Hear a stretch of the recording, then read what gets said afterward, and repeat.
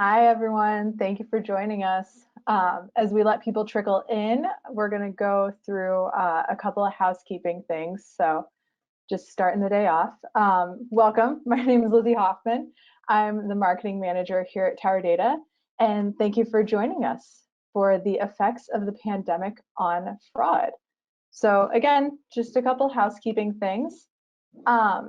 This is a full recorded session, so feel free to sit back, relax, enjoy. You're going to receive the recording after the session.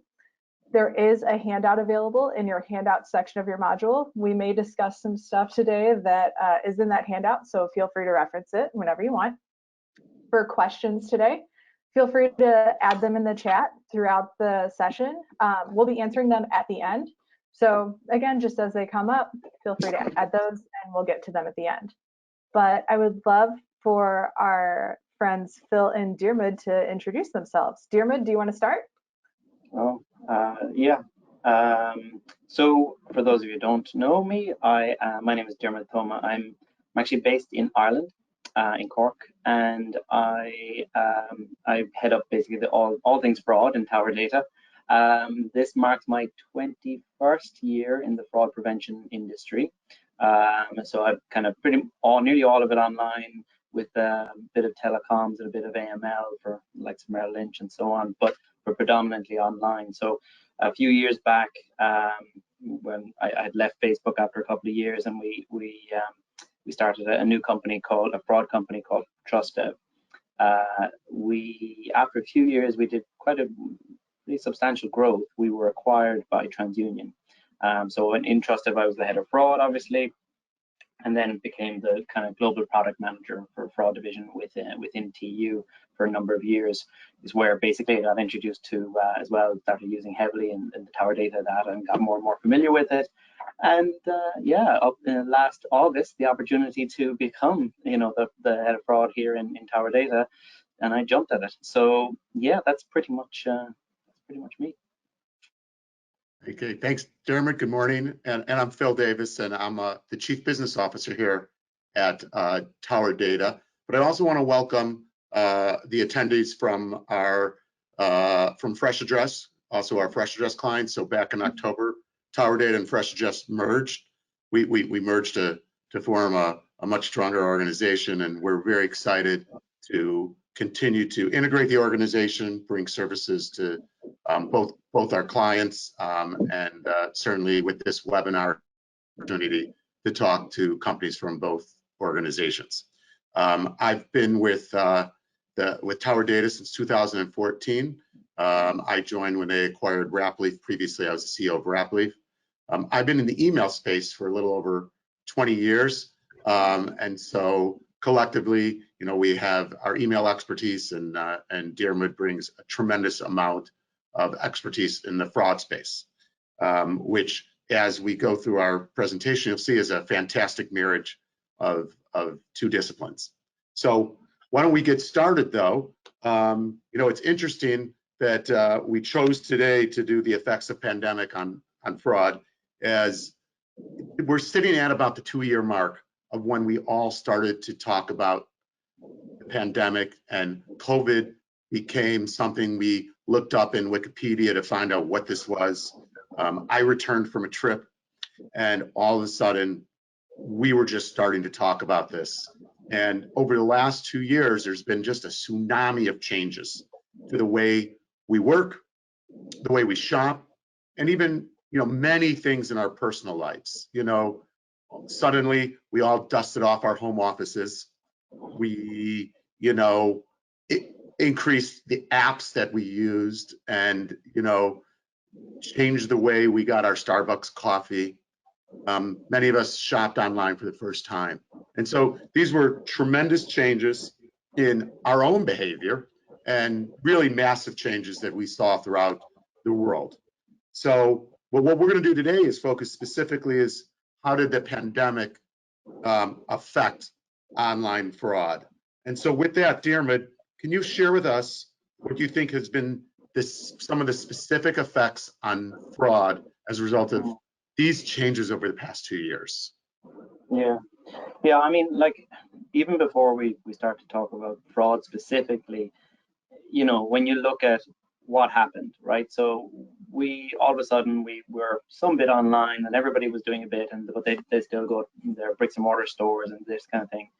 And you know, naturally for the last decade, particularly, there's been a migration, right? There's been a migration from bricks and mortar to online, and that was, you know, getting there, and it was migrating up. So but with COVID, what was meant to happen over the next 10 years happened in one, you know, and so what happened with that rapid change, you know, it creates chaos effectively, and it's a massive increase in volume, and that chaos and that the mix of chaos and the mix of increase in volume is basically the perfect growth period for fraud, because that's where it excels, that's where it can flourish, I suppose, and be hidden by that chaos.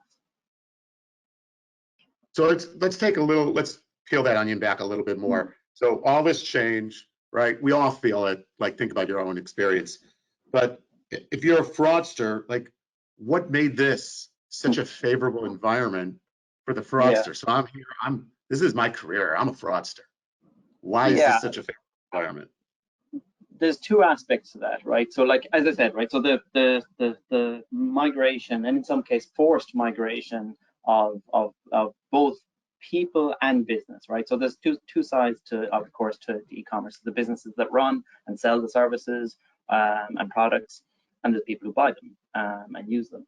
So in this case, both were caught by surprise. So if we look at, let's say, the consumer side of it first, you have a lot of people who maybe did a little bit online, but now were completely online, and they migrated naturally enough. But then you had a huge demographic, and generally, you know, a lot of older people who would have been traditionally used to the bricks and mortar, now forced online, and not necessarily used to it. So, you know, I was thinking about this today. Is like, you know, many of us will get an email from an African prince looking for some, you know, help with to funds, and we naturally dismiss it. We've grown up, you know, we've grown with it, and we go, yeah, right. But these people didn't, and that's, you know, so they're more susceptible, they're more vulnerable, and that there's a lot of that vulnerability, of course, you know, is where the fraudsters will take that. But then on the flip side, and it's an area that is often kind of forgotten about, is the businesses weren't ready. A lot of businesses weren't ready for, as I said, this was meant to be a gradual progression. This was meant to happen over the next 10 years, and they had time to kind of gradually build up their online stores and their security and their processes, et cetera, and invest more and more. But now, you know, come, as you said, February 2020, bang, it all changed. And now they're 100% online, and their stores don't matter. You know, it doesn't really matter anymore. So they were caught by surprise. They were caught unaware in a lot of cases, and scrambling. There was a massive increase in the amount of services, fraud services requirement in that period. So they're hastily trying to put these processes and procedures in place on their transactional side, on their account origination side, and so on. And that, you know, you kind of have, if you think about the two sides, then you have this perfect storm, because the fraudsters they have the chaos that's coming from the businesses, the chaos and the naivety, let's say, from the users, and of course, you know, they take advantage of that.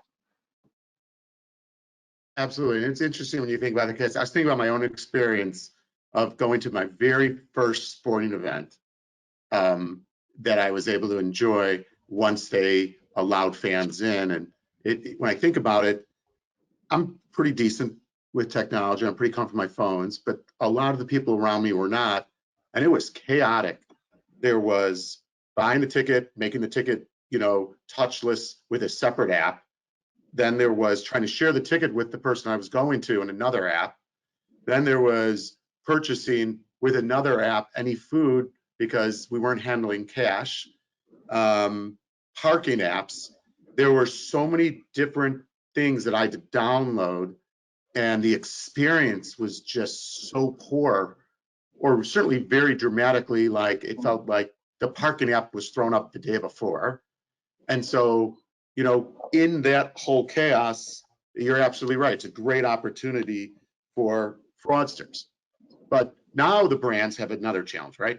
like they need to be able to recognize who a fraudster is. So let's think about the fraudster itself. What are some of the telltale signs of an online fraudster? Well, obviously, I suppose the first thing is it's not simple, because if it was simple, we wouldn't be in business, right? But there's many degrees of complexity. Some of them are extremely advanced in terms of, large-scale scripts and bots and VMs, etc., and to hide detection. But some of them are more simplistic. But if I was to kind of summarize it, when we look at TowerData, we're processing 2.5 billion records a month. And how do we see fraud in that, right? Because most of them aren't fraud, of course. Most of those are good people. The key word is abnormal. We are looking for something that is abnormal within the main demographic. So, like, fraud prevention effectively is the science of behavior, right? And when we look at our AI models or ML models, and we look at our detection systems, what we're looking for is something that just doesn't fit, that isn't right. I was thinking about this, like, we have, obviously we process quite a lot of fraud every day, but like one of the most clean-cut examples we have, I think anyway, is our tumbling, or so what tumbling effectively, if people aren't familiar with it, also called sub-addressing, is the kind of purposeful, I suppose, editing and changing, making the same email look and appear different, right? So that's not a behavior that is common. I don't do that. When I'm shopping, I don't, for some reason, change my email into 15 different versions of the same email that often, anyway. And I might accidentally type it once or twice wrong. But now, what we see with tumbling from a fraud perspective is vastly different. We're seeing hundreds of variants of the same email. And again, we can detect it. And we're not only are we seeing 100 variants, we're seeing hundreds across different our entire client base. Like, so the same fraudsters are operating simultaneously. So that kind of disparity, and when as a fraud platform, and not just us, of course, any fraud platform or fraud service is looking for is conflicting profiles, right? So in this case, we have what could be considered normal or in the bounds, and this is really abnormal. That's great. That's what you want, because that breeds accuracy, and that's basically, I mean, that's, of course, it's very general, but like that same methodology applied to different data points, be it your device verification, your phone verification, all that is pretty consistent. Right, and it's almost like in our regular lives, right? When we are, walking down the street and thinking, are we safe or are we not safe? And we're going on our normal route. It's kind of like when something feels different, you get concerned. And so what we're just trying to do is help use machine learning and lots of data to find those things that are different that should make us pay better attention and be concerned. So with that, we're talked about the fraudster, we talked about why is there more fraud, but obviously the ways people do fraud changes, right? They're always trying to stay one step ahead of the tools, and they're trying to stay one step ahead. There must be a song about being one step ahead of the law. And so when you think about the past 2 years, what are the fraud trends that we've been able to identify that you're seeing that that our clients are concerned with? Yeah. So the first thing is, right, overall across the board, there's an increase, right? So that's the most important thing is, yes, it did jump, and it jumped significantly because of the reasons we talked about there, right? But it didn't increase across the board in terms of the fraud types or the use cases that we would see, right? In fact, certain ones were considerably higher than others, right? So the one I call out, there's a few, and I'd call them out as account origination, or account opening as it's also called, is probably the single biggest one, and that's followed then by friendly fraud, maybe card testing, phishing, and then not necessarily separate, because obviously it can be intertwined in those, is synthetic or identity theft. So those main categories, right? And then there is a lot of fraud types out there, but they, from what we've observed, they are the biggest increases. But it's quite logical in a way if we go back to, let's say, account origination, say, okay, so that's increased, but why is it increased? So account origination is the process of creating a new account, right? So if we weren't talking about fraud, we'd expect, given everything we just said, everybody had to migrate, and there was basically millions of new accounts being created day in, day out, particularly spiked at the start of COVID, right? So now you have the volume and you have chaos, which is the two precursors to fraud, right?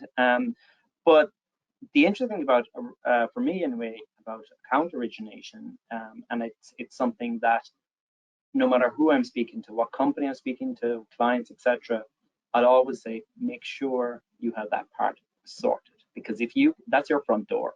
If you can clean and you can verify, you can, maintain that flow at that point, downstream stuff gets a lot easier. It really does. Like transactional model stuff is a lot easier because you verified up front. So yeah, other things can happen, but you really are making sure that it's done.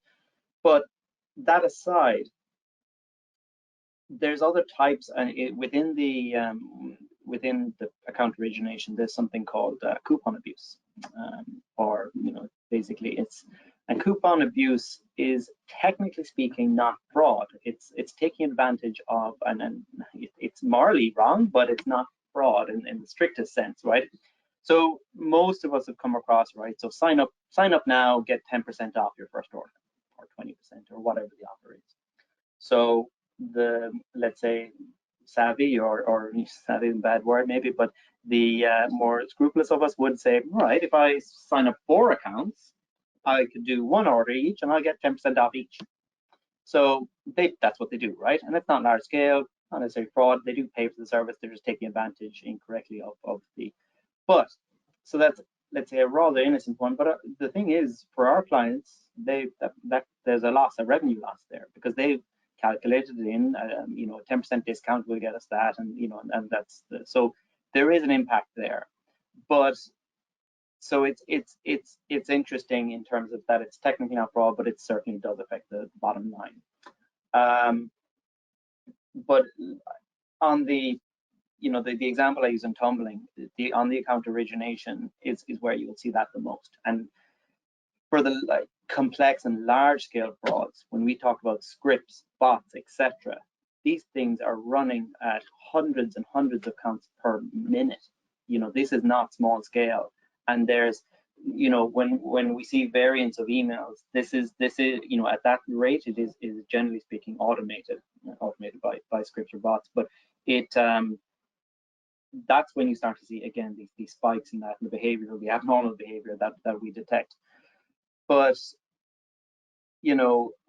people then confuse this, of course, with the others, with friendly fraud. And friendly fraud is another interesting one, which is on the more, let's say, but not innocent, but it is, and this one is definitely fraud, but is people who say, well, I ordered that thing, and then said, no, I never got it, but they did get it. But because the signatures were removed as part of your sign-in process because of COVID, and it wasn't obviously good, a lot of the delivery companies never updated their tech to adapt for that. So yeah, that's prolific, in fact, and still is a bit. Is that people just said, nope, never received it, sorry. And then it's similar, actually there's another one again linked to this, and it's not mentioned, but is refund fraud. So a lot of people wouldn't even know about it, but again, didn't know about it until COVID. It exploded, right? And that is the order it, wear it, and send it back. Or actually, sorry, I should add a step. It's order it, wear it, take a picture for social media, and send it back. That's generally what's happening, and it's big because, like, we've through the years now, I've worked with big kind of, I'd say, more the higher end brands, right? And we had an extreme version of that was where a fraud group was actually buying the stuff in legitimately with a credit card, paying for it, and these are high end, like brands, Gucci, etc. they were taking that handbag, replacing the handbag with a fake handbag and sending it back. So they got the refund, but the problem, as bad as that was, there was an extra issue. Is the big brand store was selling that fake handbag on, not knowing that it was fake.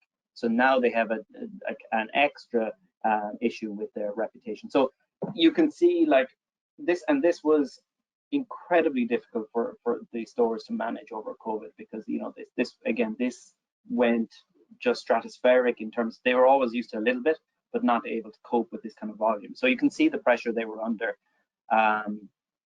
But interestingly, when we talk about trends and identifying it, I was looking, you mentioned actually, when we started in February, roughly kind of when things started to kick off, it was about February 2020.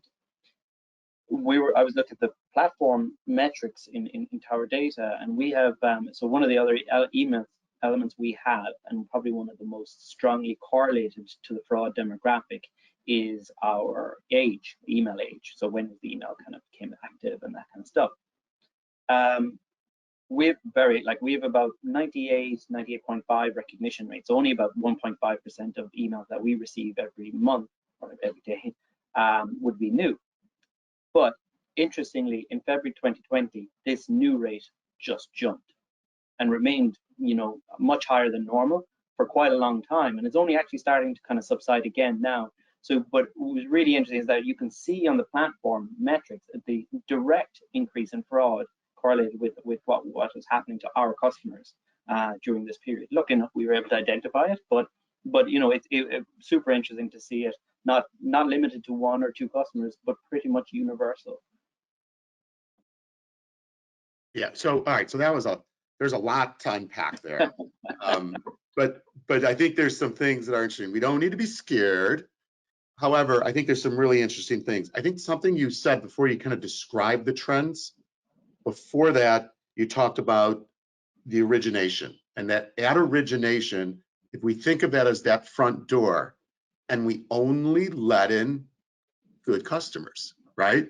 And we can keep the bad customers, fraudsters, out at the origination front door opportunity. Right there is your best opportunity to address this. And so what it tells me is that we are all in the business of fraud prevention. If you sell something, you're in the business of fraud prevention. And so with that in mind, here we want to try to help you be better at that business of fraud prevention. We think the email is a very important data point in that relationship, especially when you think about account origination as your front door. So what makes the email such an important touch point and an effective touch point in detecting fraud?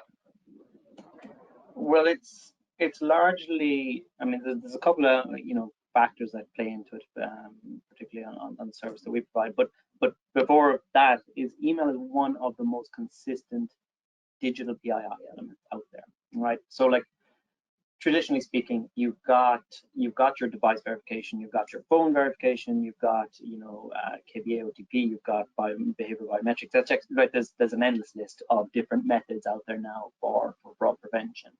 But if we look at probably one of the biggest ones is around device verification. But since I was 16, how many devices have I had? I don't know, 100 maybe plus more, and I change quite regularly apparently. But the thing is that it's relatively consistent, but not overly.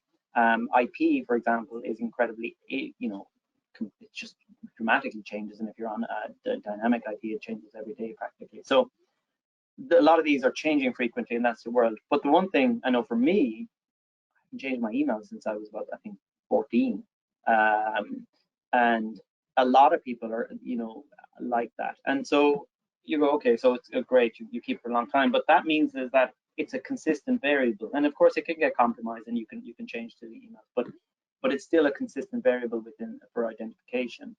And so we've got that as a starting base, but with TowerData specifically, they've been running for 20 years, probably nearly as long since I got my first email. And So, but they're tracking that email over the time, so in terms of even for, compromised email, but things like that. And what that gives us saying is that their recognition rate is incredibly high. So you get this consistency paired with historical data, which generally, if you use it right, which I hope you do now, it breeds is accuracy. That's what that means. It gives accuracy and correlation in terms of that. And I know we've talked a lot about fraud, but the reality is fraud is only a small percentage, right, of the traffic that our customers do. Fraud should only be, even at a high rate, the attempt rate might be 5-6% maybe, and loss rate would hopefully be a lot less. But the so that means 99, 95, 99 hopefully % of the traffic going through are good, and that's what we try and promote as well. Is that we've got a huge database, but most of them are good people. So we want to make sure that, yeah, this guy, he's got an email, it's consistent, the login, all that, let it go through quicker. And like your example, Bill, exactly, of the stadium where you have this app and this one's not talking to that, and this process, that's exactly what we're trying to get away from. And that's a prime example of a rushed implementation, right? So because if our the businesses out there were given 3 years notice of COVID, things would have been a lot smoother until, but we weren't. We were given a week effectively to say that actually we're locking down. So that's, email is from and from my experience, when we run like data ranking exercise, I've come from businesses where we have all of the services, like I've mentioned, like device and bio and KBA, OTP, etc. And without even not even being close, that the email, and particularly the email age aspects, ranks from predictivity and correlation, fraud correlation, is ranks way above, and its next second is quite a good bit down. So when you pair email, with other services, yeah, you're getting a naturally robust detection method. Fantastic. So we're approaching our end. What we want to do is make sure we save some time for questions, and so there's some great questions in the chat. As Lizzie's going to help us do that, as Lizzie's looking at some of those, we're going to pose one final question. And really, like, again, you're in the business, our clients are in the business of fraud prevention, and our job here at TowerData is to help our clients be successful in that business. So let's just take a moment, Diarmuid, to specifically talk about how we help our clients with fraud prevention. And a special note, there is a handout that will summarize some of this stuff. So if you want to grab that handout, you can also do that. But Diarmuid, why don't you take that moment, and then we'll take some questions from Lizzie. I mean, I've touched on two of the main features that we have, right? So in terms of the API, we've just released a new API actually, which includes, is obviously a dedicated fraud API, and that includes a host of fraud services, right? So we have, as we've always had, our activity side, which is based around like email age, but also now includes things like our domain activity. So we track things like, we're not for the domain activity, actually not interested in Gmail, not interested in Hotmail, etc. What we're interested in to see for the domain activity is the new ones. What domain? And a lot of companies will say, oh, well, we have who is, when was the domain created? It doesn't really matter when the domain was created, because it could have been dormant for the last year. You want to know, when did the domain come active? And that's what we do. So we're looking at domains, and we're saying, like, this domain basically came live yesterday, and now it's got huge volume, and it's crossing that, and of course the behavior is an aspect of that. So we kind of risk and rank the domains across and that's across the entire network.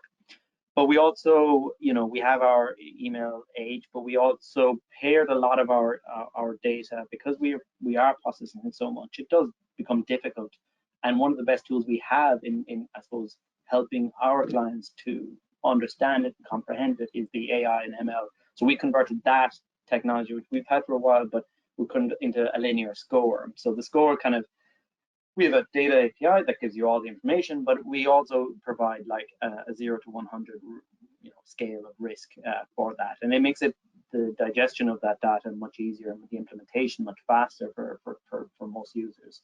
But yeah, so there's a lot of kind of cool tech around the, and the tumbling one is, as you probably guessed, is one of my favorites, right? Because because of what it produces, it's some of the stuff that you see, going on, and the pureness of the fraud that it picks up is spectacular, and they're probably I suppose my main features I'd call out.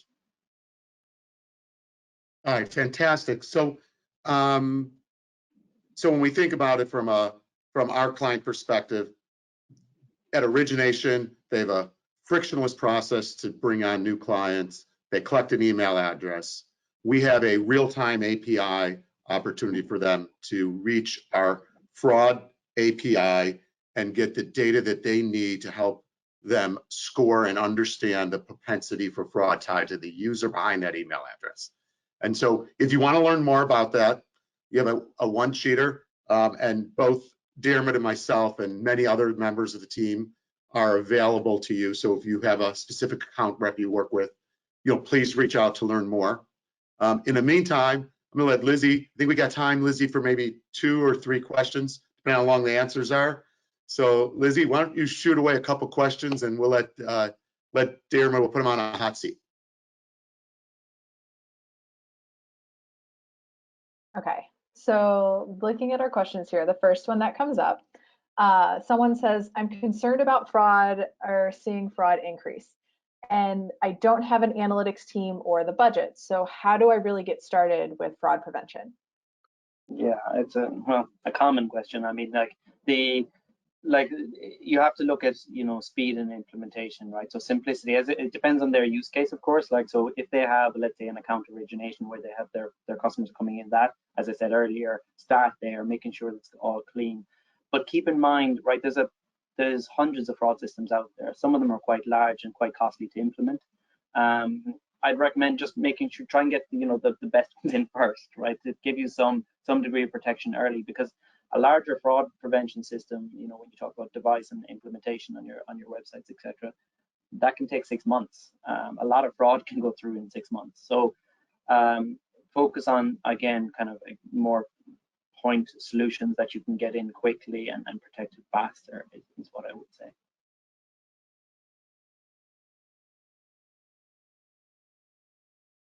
Okay, so then after that, the one that we're going to chat about is, should we be concerned with blocking genuine customers or prospects from accessing services because they've been a victim of identity theft? Well, this is not limited to COVID, of course. This is the age-old problem, and yeah, like there's always that risk, right, in terms of that somebody has their identity theft, and unfortunately, with synthetic identity and identity theft, you pick up on elements like email, like phone, like that are compromised, that have been compromised. It's a difficult one to solve, and there's no quick and easy way. It's one of the reasons why it's so damaging for somebody who is a victim of identity theft. Like, it's not like, okay, I was, and now it's fixed. No, in reality, it can last for up to years afterwards, and that's, again, one of the major damaging. As a company, we try and kind of limit that exposure, because if somebody reports it, we can update the case and update the status to make sure it's not being blocked or whatever. For a while afterwards, there's no harm that you get maybe stopped, because you can make sure that it still is you and you're still not the fraudster. But going forward, yeah, classification is probably the best way of that, and sticking with the accounts so regular, going back to your own vendors that you would regularly attend would probably be the best thing to do. Fantastic. I think we're running a little tight. So let me in summary, I think one of the things that we all know is that life has been slowly returning back to a new sense of normal. But what will not change is that there will continue to be fraudsters out there trying to commit fraud. That is not going to go away. And in fact, we are going to continue to rapidly adopt more online tools, and the fraudsters are going to keep making our jobs hard. And so as we are all in for the fraud prevention business, remember that, we're here to be able to help you with fast, easy connectivity to really the most robust database that exists out there to help you with fraud prevention. So that's our mission. That's what we're trying to do here. And we're super excited to join you in that mission. I want to specifically thank Diarmuid for his time, Lizzie for all of our organization. And I want to thank the audience for being so generous with your time. We have fabulous customers, and it's great to be able to present to them. Should you have any questions, you can certainly reach me via pdavis@towerdata.com. Diarmuid is DTHOMA at TowerData.com. You can also find us online. We're excited to help, and we want to thank you so much for being so generous with your time. And I'll just note as well, we'll be at the MRC in Vegas as well in what is it, a week or 2 weeks. So if any of you are there and want to ask or just chat, just drop by. All right, thank you guys.